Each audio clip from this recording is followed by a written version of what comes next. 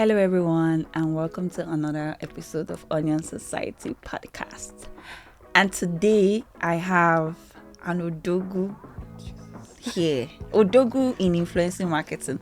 Because I thought to myself that you guys need to know some things about what goes on behind the scene.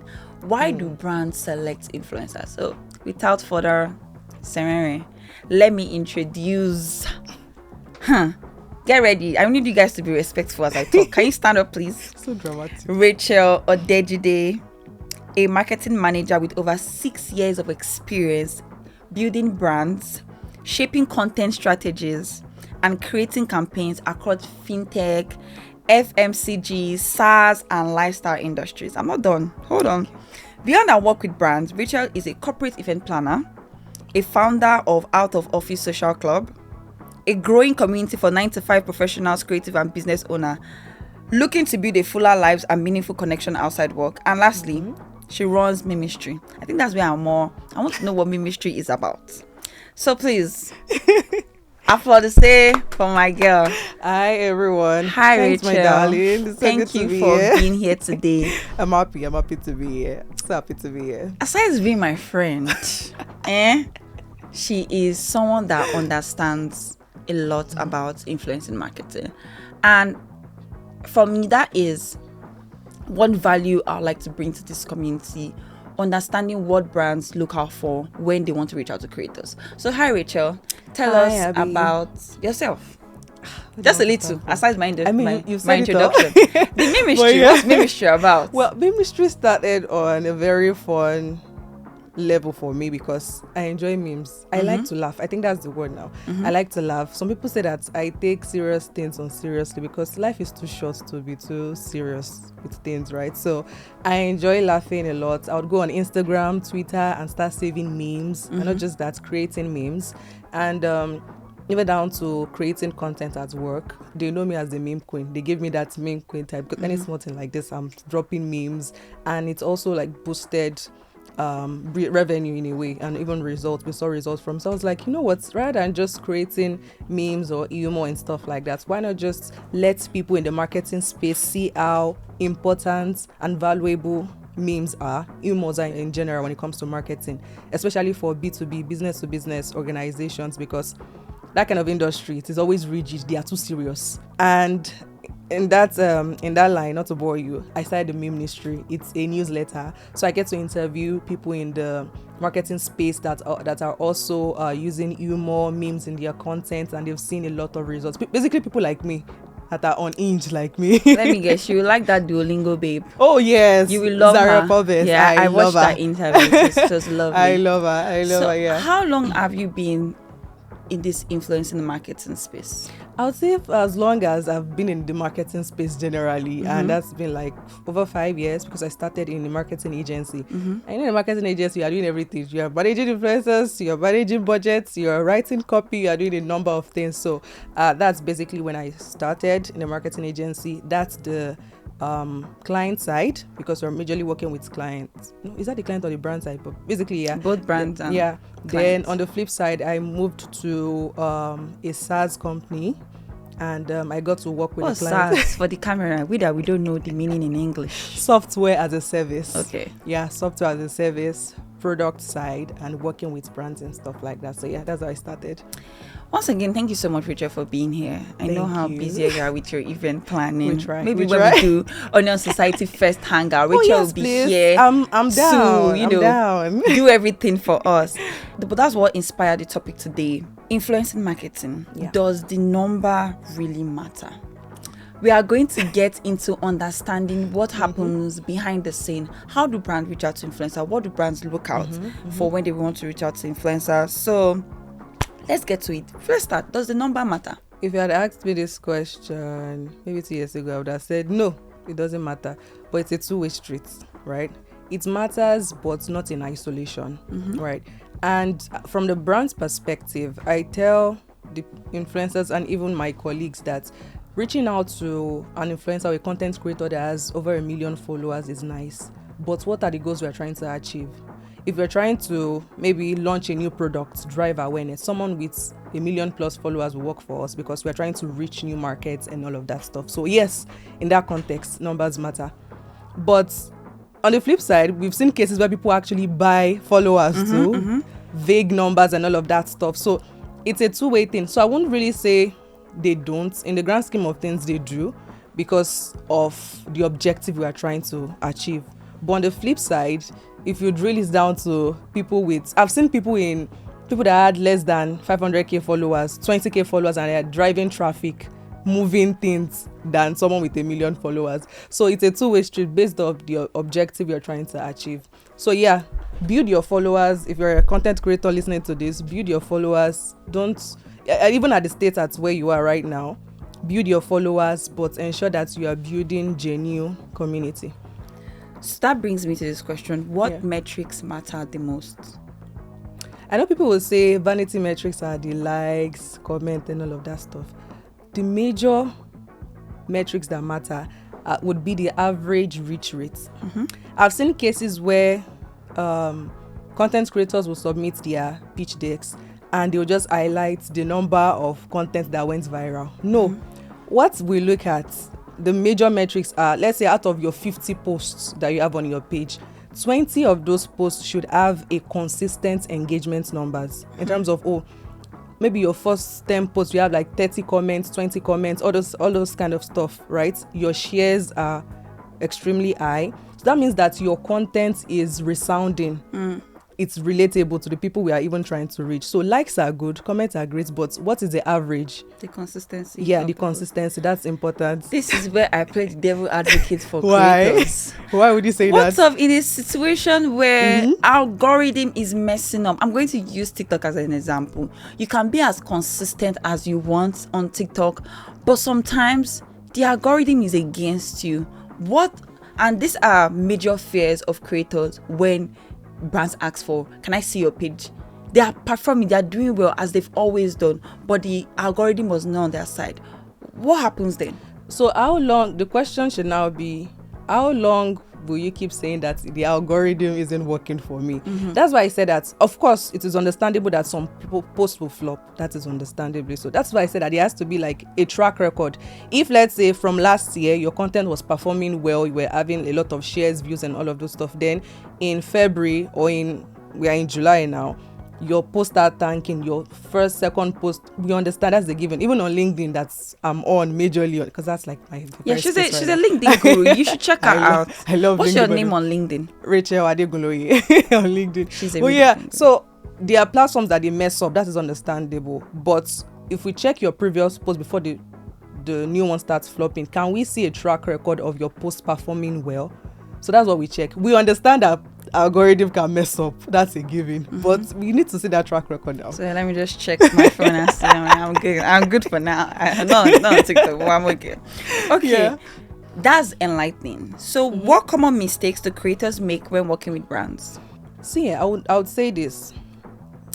For creators, you are valuable. I need to keep telling, because sometimes I try to sometimes negotiate for content creators, because let me just create this scenario. There was one time we were working with, we're going to launch a product when I was still working at the agency, and we needed like 10 content creators, and we reached out to a particular one because we felt like, this person will eat the point for us. And we let's say we gave her 200k for her, and we reached out to another content creator that had less than our followers, the numbers, and we offered her like maybe half of the money, and she jumped on it immediately.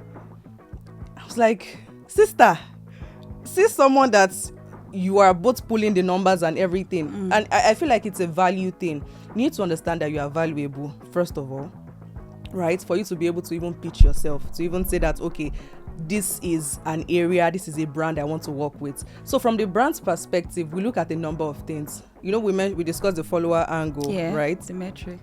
Beyond that, we look at consistency too, in your stories, in your engagement rates.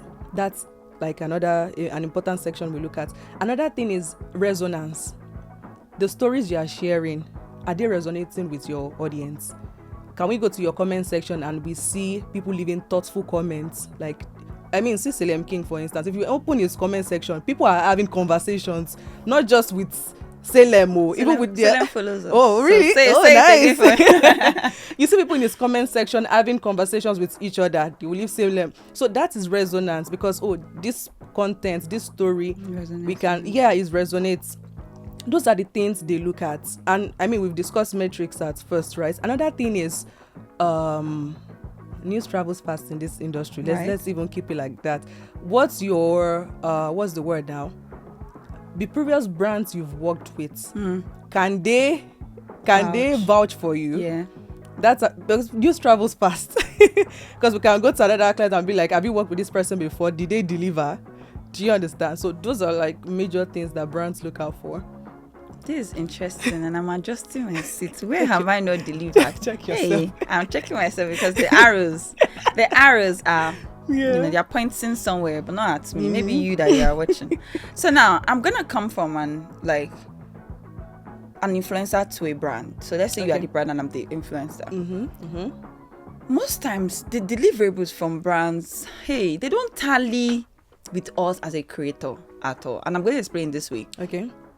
A brand can reach out to me as a content creator and influencer, and you don't specify what you want for your campaign, like what you want the ROI, the return on investment, to be. Are you saying you want it for people to just be aware of? There's some campaign for awareness, there's some campaign for you want people to join and sign up. So the communication sometimes are always very, they're not precise, and it can be shaky. So how do you speak on a brand perspective? What are the things that you guys look out for when you want to reach out to a creator for a campaign? Okay, so that is where I would advise creators to also ask questions. Don't just maybe out of excitement or something and accept everything hook, line and sinker for what is what, because it is attractive and all those stuff. Whenever brands want to run campaigns, it's always in 3 categories. Are we running a brand awareness campaign? Are we running a consideration campaign or conversion? We want you to bring 150 million downloads for us. Or no, we are trying to reach new markets, so we want more than 50 million impressions, right? So every campaign has its objective. You as an influencer or a content creator, you have a responsibility to ask. If they say, we are launching this new yogurt tomorrow, help us push it. It is your responsibility to ask, even if they don't. See, scope creep is, I'm sorry if I'm throwing some lingo around. Scope creep is a lot of things that happen when it comes to partnership between brands and influencers. Because a brand can say they want 2 videos, then the next day they are coming, they say they want 3 downloads. Do you understand? So it's your responsibility to ask questions. Is this an awareness campaign? Do you want to reach new markets? If it is impression you are looking for, fantastic. I've run campaigns before. So that is another thing brands look for. They need to see what you've done in the past based off what we want to achieve. If you're saying if it is a conversion campaign and we are coming to you and you've never run any ad or made any promotion that is telling people to please download this product because I've used, or download this app or use this product because I've used it before, that is a mismatch. Okay. You understand? So I admit brands make a goof of it, just reaching out to random influencers because they have the numbers and all of that stuff without being specific. But as a creator, you have the responsibility to ask questions, get clarifications, and also negotiate. Okay. Negotiate. Maybe we'll get to that part. I like money talk, so get to negotiation skills. When to take exposure, when to take money. No, exposure does not pay the bills. She just got it. You know what? Yeah. Fair. It doesn't. But I do say there are some brands that if they offer you exposure, you should take it at first. And there are not many of them like that. Just say. So I'm asking this question as Abby now. Okay. Nigerian brands, I don't know, the ones I've worked with or the ones I know, they tend to do short-term influencing campaign. Is there a reason for that? Because if you want to really, for my opinion, if you want to really market a product to people and you've chosen the right influencer, fine and good, they are giving you that metrics, everything that you need. Why don't you do a more of a long-term partnership rather than telling this influencer, you can work with this today, tomorrow morning? They are working on a competitive brand as the one that you work with. Don't you think it's more effective to work with creators at In least long-term 6 basis. months or a year. My sister, it is budget. Ah, It is the budget. It is the the budget. budget. Also, like I said, a lot of these things are budget constraints and time constraints. okay. As I will admit, sometimes Nigerian brands, they are not patient enough. They will give you a task and they expect like 1 million downloads the next day. It doesn't work like that, right? That's why most of the time they divide each of these campaigns to achieve different goals. So let's say they want to run a 3-month campaign. They can say the first month can be for awareness, and they will decide to work with certain influencers for that. That means that they have to select influencers that fit the awareness direction. So you won't necessarily fit the long term because their Right. goals are different. Do you understand? So they may use you or use a content creator for the awareness because this person will drive us traffic and give us eyes. People will visit our website, they will check our products, they will know our name. Do you get? Then okay, now we want people to now start using our products. Who do we reach out to? So it's those kind of people. Most I of the see. time they sign long term, Depending on the targets. the targets, yes, and budgets too. And budget too. Yeah. So how can, I'll ask you, this one is for you. Okay. I mean, you may be dropping some names. Are there some creators you've enjoyed working with? And why did you enjoy working with them? Because they did not stress us. I was one of them. I may not mention the brand, but it will be Diary of a Nigeria Girl. Because she has built I would say cult-like following, but she has built a really good community of people that trust her and her products, and she gives a lot of value on her page and all of that stuff. So I remember one time we worked with her. She talks about money, and we worked with her to market a particular app, and we wanted downloads, and in less than a month we hit our goal. And even beyond that, our work ethic is fantastic. I hate people that have terrible work ethics. Like, I have to be chasing you to deliver. You're owing me 3 videos. You just did one, and that is another red flag. But we'll get there. But anyway, working with her was seamless. She has a fantastic work ethic, and in the B2B space, because I work with accounting communities, they know what they are doing. You don't have to prod them over and over for them to deliver. Right? They know that this is what you're supposed to talk about. And it's one of the things, as a brand, someone that's worked in marketing space and all of that, I expect you as a creator to be proactive too. I won't teach you your job. You won't teach me mine, right? But I'm going to give you everything that I'm expecting at the end of the day. You know what? Since we are here, Yeah. since we are at this point, we didn't even plan to get to this. So just tell us, what are things that creators do that you think brand frown upon? Terrible communication. It is terrible. Like, if a content creator, you've signed agreement we've paid you upfront, maybe like 50% payment for you to deliver, and you are ghosting, it makes we'll drag you. Right? That is terrible. Or giving excuses, or not. Okay, so for instance, let's say we want to promote a new jewelry brand, right? And we've given you what the specifics and all of that. What's it about and all of that. So as a creator, we expect you to be creative. I shouldn't be telling you, okay, these are the brands that are doing something similar. This is a creator that is doing something similar. You should be the one to be like, we are working for your Devil's money. advocate, I come again. Why? Brands and creative freedom. Sometimes, I'm speaking as a creator right now, brands don't quite understand that I don't have to say, buy one, get one free today. And today you will. I do not have to say that. Yeah, I but get some that. brands really want you to say, I know. here I am trying the milk. Nice milk. Like, no. I know. No. I admit, yeah, there are brands like that. I admit, I've been in situations like that a particular client was critiquing a post, was like, why is this person dressed this way? Why is it looking? But this is the way that appeals to their audience. This is the way that appeals to their audience. I get that. And I try as much as possible to give people the creative freedom to be expressive with content, with the way they sell products, as long as you are not exactly. You don't cross certain lines so that they will not sue us, or they don't drag us, or you don't miss the goal we are trying to achieve. Drag us. Now, didn't you guys say every publicity is good publicity? Oh, well, it depends. So it depends. Not all the time, please. Okay. Well, I would say every publicity, even good or bad, can be a good one. Take for instance, I mean, the World Cup is currently going on. I don't know if you saw because I follow her a lot. This Zaria babe that we're talking about. Yes. She works with DoorDash now, Nice. and they had a collaboration with T-Pain. But a lot of people were dragging her because they said they should have made a call out to say that this particular post that went out was an ad. Why? And people were like, no, why do they have to say that? They were dragging them. But it's converted a lot of money.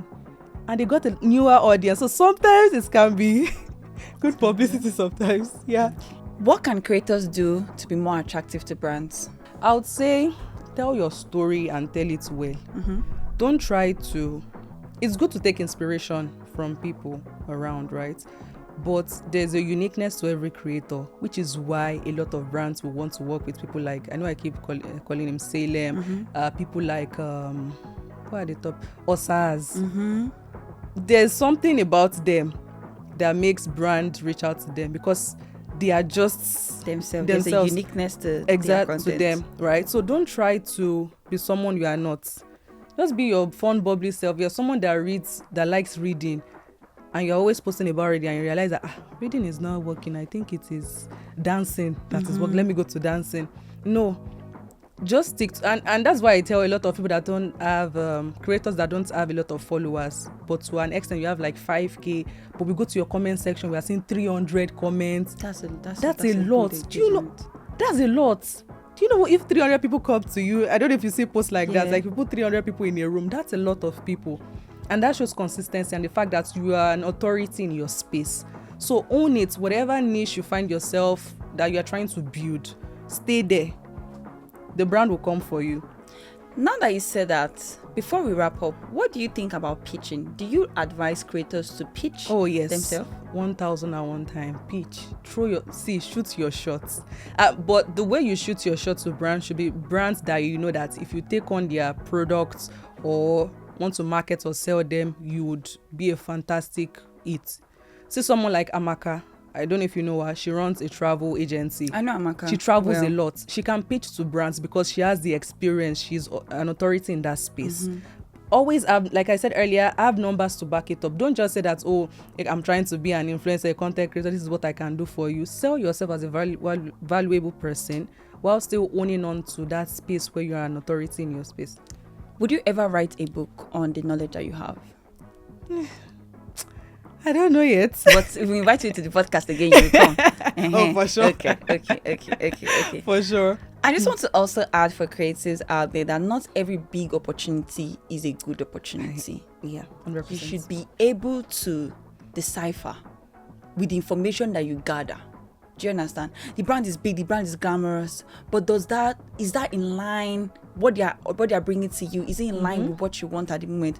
Don't be afraid to say no. Say no, yes. Don't be afraid to say no. Don't be afraid to negotiate. You talked a bit about negotiation. OMG, yeah. And sometimes, let me give you a scenario. We've worked with a creator where we wanted to pay her maybe 50k, right, to just put up his 3 posts, and she was like, that is below our rates. However, she can put up 1 video and do 2 stories for us, and we accepted it. So it may not be about asking for more money. It can be about the results you are trying to sell to them. Do you understand? So most time negotiation is not about asking for more money. It can be, okay, you are sponsoring my next trip, right? Okay, you are giving me this product for free. Getting a referral, a commission out of this. So find creative ways to negotiate. Brands are always open to negotiation. That's the interesting thing, because sometimes brands have money. That's what people don't know. Hey, now that I have this information, I will deal with it with what I wish. Sometimes these brands have money. You just have to ask and give something valuable in return, so that I'm not feeling cheated. So yeah, it's important to do that. Thank you so much, Rachel. Just a bit of recap from what Rachel said earlier. I hope you were able to learn a lot, because that's what Onion Society is about. It's about giving value. It's about making you understand who you need to be, what you need to be as a creative. It's not every trend that you follow. You can be original. You can stay glued to what you know. And people argue that it does not bring money sometimes, but I tell you that there's nothing new under the sun. And if you find a way to navigate your market, you will own that market. Do you know how many people are on earth? And I'm not 10 billion, 9 billion people. You will have your community. For sure. It's not about copying, it's about being authentic, true, and consistent. Thank you, Rachel. Once again, can you tell us your name on LinkedIn so that we can stalk you and know what you are My up name to? is Rachel Adeguloye on LinkedIn. Yes, that's it. I hope you liked this episode of Onion Society podcast. Don't forget to like, share, and subscribe. See you on our next episode. Bye.